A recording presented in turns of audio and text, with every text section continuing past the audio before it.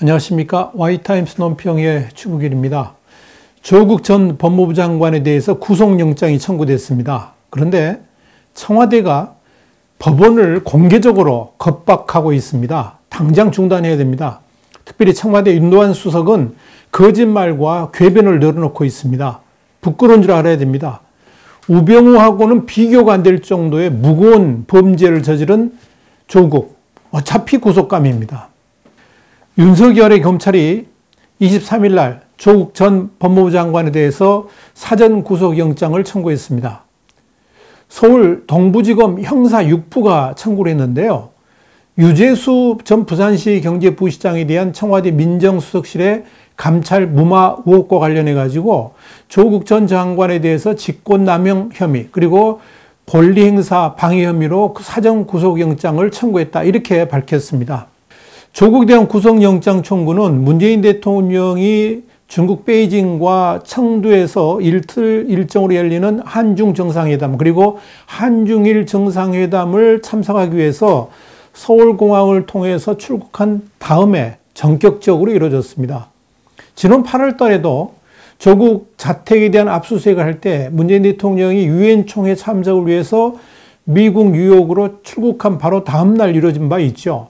검찰이 이렇게 조국에 대해서 구속영장을 청구한 것은 유재수의 뇌물수수 등 그 비위 행위가 아주 중대하다는 것을 알고도 감찰을 중단시킨 최종 책임자로 이것이 재량권의 범위를 넘어선 직권남용이다, 이렇게 판단했기 때문입니다. 특히 주목할 만한 것은 조국에 대한 영장 청구가 그동안 말 많았던 조국 일가의 비리와 관련된 게 아니고 유재수 수사하고 관련된 것이라는 점입니다.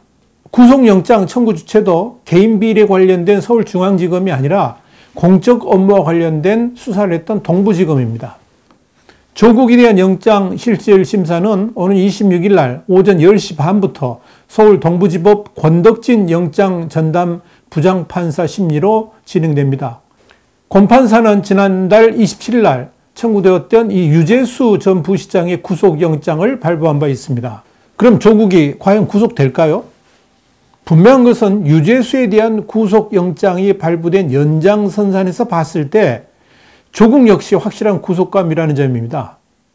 물론 조국이 윗선에 누군가로부터 지시를 받고 그냥 이걸 단순히 행한 것이라 그러면 구속까지 가지 않을 수도 있을 겁니다. 그런데 조국 자신이 이미 자신이 책임지고 정무적 책임이나 판단으로 감찰을 중단시켰다고 공언을 했기 때문에 이건 당연히 직권남용으로 구속 가능성은 거의 확실하다, 이렇게 볼 수가 있을 겁니다. 여기서 하나 짚고 넘어가야 될 것은 아내인 정경심이 이미 구속되어 있는 상황에서 부부를 동시에 구속시킬 수 있는가 하는 점입니다. 바로 이것 때문에 서울중앙지검에서 조국 일가 비리의 주체가 조국임에도 불구하고 구속영장 청구를 미뤄왔던 거죠. 그런데 이번에 이루어진 구속영장 청구는 정경심 사건하고는 완전히 별개로 진행된 청와대 민정수석 당시의 업무에 관한 것이고요. 수사 주체도 중앙지검이 아니라 동부지검입니다. 그러니까 완전히 별개의 범죄이고 죄질도 다르기 때문에 구속하는 데는 별 문제가 없지 않겠나, 이렇게 보여집니다. 또한 자녀들 역시 다 성인이라는 점에서 가족 부양 이런 이유 때문에 불구속으로 갈 가능성은 역시 낮아 보입니다. 그런데 이 조국의 직권남용 범죄가 정말 중대한 이유가 있습니다. 얼마나 중대한가? 조국을 구속시킬 만큼 정말 중대한 범죄인가 생각해 봐야 됩니다. 결론부터 말씀드리자면 박근혜 정부 시절에 우병우 전 민정수석보다 훨씬 더 중대한 범죄라는 겁니다. 2017년 10월 유재수가 감찰을 받을 당시에 유재수는 금융위원회 금융정책국장을 맡고 있었습니다. 이 금융정책국장이라는 자리는 검찰로 따지자면 서울중앙지검장 또는 법무부 검찰국장 이 정도에 준하는 핵심 요직입니다. 근데 그렇게 중요한 자리에 앉아있던 유재수가 직책을 이용해서 사줘, 돈 줘, 꿔줘 그렇게 했다는 거 아닙니까? 이거 이미 언론에 다 보도로 드러난 바 있죠. 비리가 그만큼 치졸하다 정도로 지저분한 수준이었고요. 또 광범위했습니다. 그래서 청와대 특감반은 금융위원회 실세인 유재수의 휴대전화도 이미 제출받아가지고 금품 수수의 구체적인 단서까지 확보했던 겁니다. 그런데 돌연 조국 전 수석이 감찰 중단을 지시했던 겁니다. 유재수가 이미 국회에 출석했을 때 시인한 바 있습니다만은 조국과는 일면식이 없었다고 그랬지 않습니까?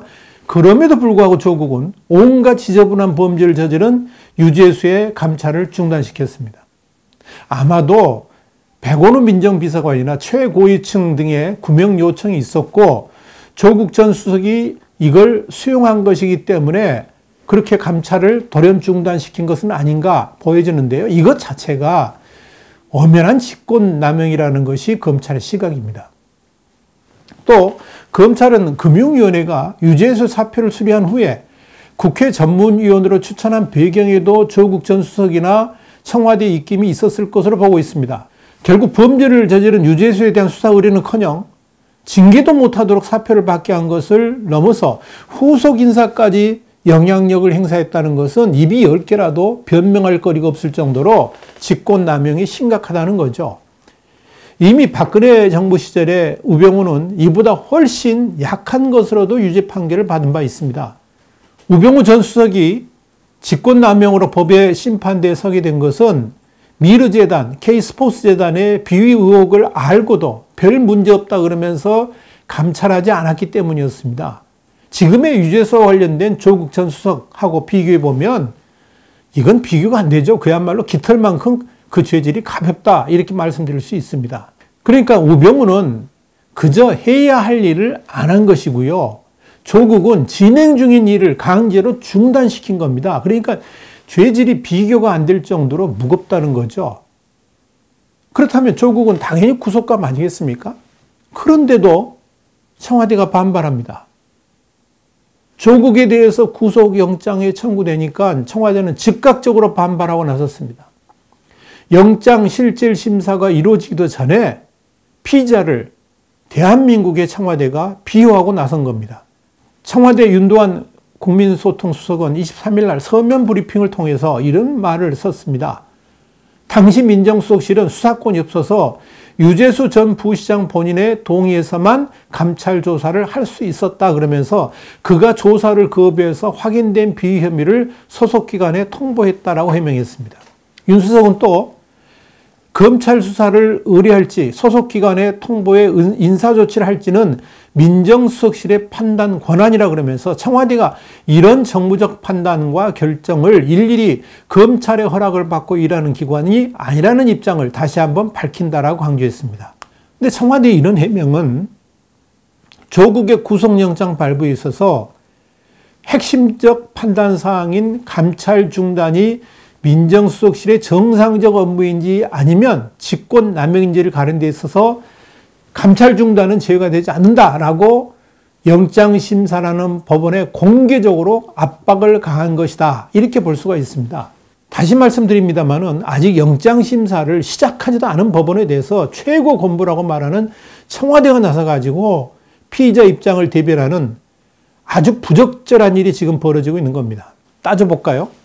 윤석이 구속영장 청구가 정당하고 합리적인지는 법원이 판단할 것이라 그러면서도 조국 전 민정수석의 결정이 정당했다고 강변한다는 것은 영장심사를 담당하는 법원에 대한 겁박이고 가이드라인이죠.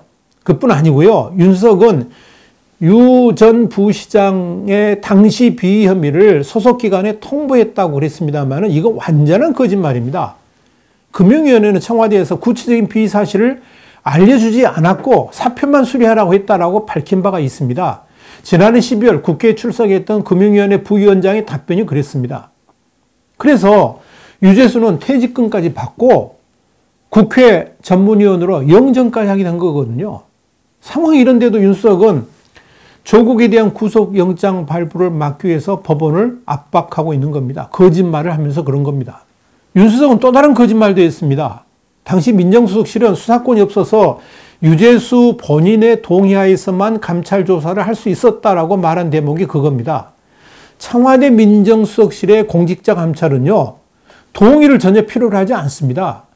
수사권 없는 건 맞죠? 그러니까 정식 수사가 필요하다고 판단되면 수사기관에 이첩하면 됩니다. 그런데 조국 민정수석실은 수사권이 없다는 핑계로 모든 걸 눈 감아주고 오히려 영전에 가도록 방조한 겁니다.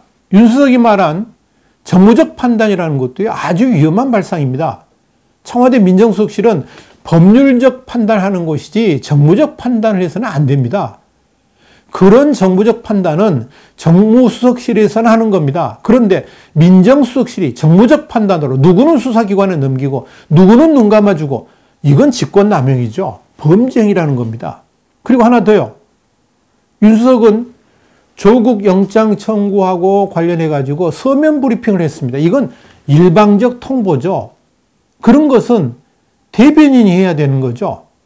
그런데 고민정 대변인이 못 믿어오는지 굳이 국민과의 소통을 책임진다는 국민소통수석이 그것도 대면도 아니고 서면으로 브리핑하는 불통을 저지른 겁니다. 청와대 출입기자들과의 소통도 무시하는 그런 행동을 왜 하는 것일까요? 나온 김에 하나 더 지적해보죠. 윤수석은 법원의 결정이 나올 때까지 언론에 근거 없는 의혹 보도는 삼가해 주시기를 부탁드린다고 그랬습니다. 여기서 법원의 판단이라는 것은 최종적인 대법원 확정 판결을 의미하는 것일 겁니다. 그럼 앞으로 몇 년이 걸릴지도 모르는 대법원 확정 판결까지 언론들은 함부로 보도하지도 말라는 겁니까? 그렇게 법원 판단을 소중하게 여기고 피의자 인권을 소중하게 여기는 문재인 청와대가 박근혜 정권 같은 문제에 대해서는 청와대 캐비넷까지 생중계로 보여주면서 범죄라고 그러면서 막 공격했지 않습니까? 대통령이 앞장서서 적폐라고 단정해가지고 수사하라고 지시하지도 않았습니까?